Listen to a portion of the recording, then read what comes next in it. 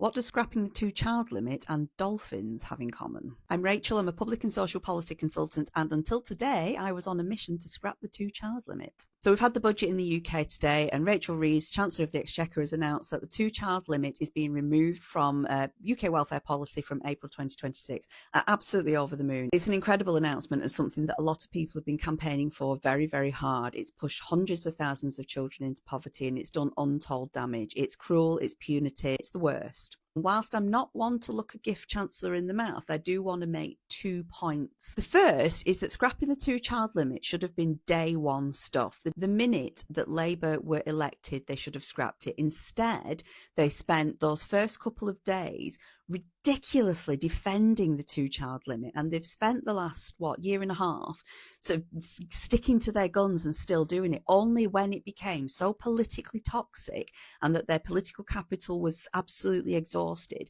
did they consider and concede to scrapping the two-child limit. We should not have had to push so hard to take children out of poverty, particularly from a Labour government. Very disappointing. Second point is the language that the Chancellor used in her speech when she scrapped the two-child limit, and this is where dolphins come in. I have the speech in front of me, and the Chancellor said, "I understand that many families are finding times hard and that many have had to make difficult choices when it comes to having kids.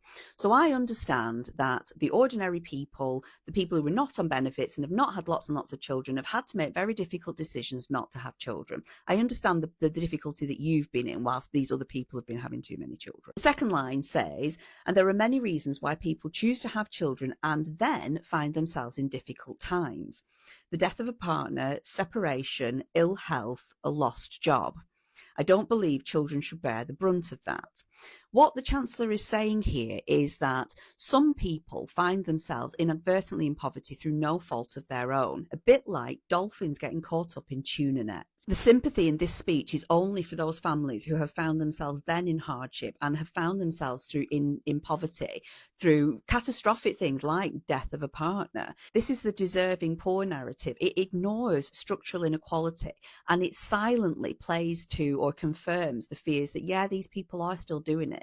There is still tuna in the nets, but we're inadvertently catching all these dolphins, therefore we really ought to do something about it.